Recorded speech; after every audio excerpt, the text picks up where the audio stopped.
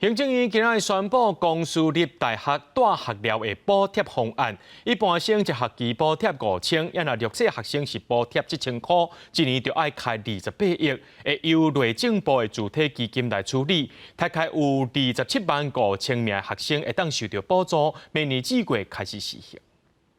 全新的外观设备真新，这是启用无偌久的大学学生宿舍。也毋过因为是新启用，若是4人房一人一学期就要37000块，2人房一人更加是要5万块。为了照顾少年学生，行政院会23确定，公私立大学校内宿舍的大小补贴方案。我下学期应该也是会住宿舍，所以如果有补助的话，对我来说是蛮大的帮助。近6万的学费，然后住宿费也是5、6万，补助额度可能虽然少，但是不无小补了。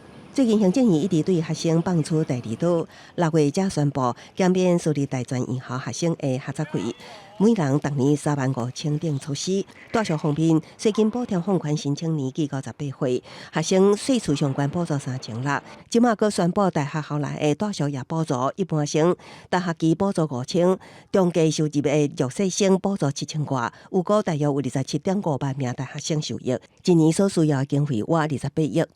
如属于低收入户或者中低收入户的家庭，则补贴额度以每名每学期7000元为原则。学生是只要去缴交，扣除掉补助的差额，就可以。教育部表示，补助以正常就学期间为主，无包括寒暑假留伫宿舍。多数大学每学期的住宿费大约伫5000到15000一间。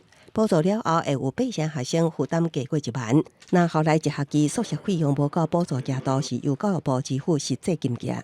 确实，在学校宿舍的部分的话，就是量比较少，所以当然用到的学生不一定那么多，然后大家可能也会有那个需求。只是说，他如果去外面住的话，还是可以申请租补助。如何提升私立大学或者整体高教的一个教育品质，还是当务之急啦。我们不能用选举的思维来办教育啦。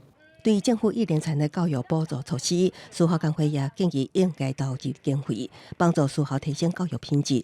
若无学生的住宿费减价，还是品质完不好，都失去意义啊。记者综合报道。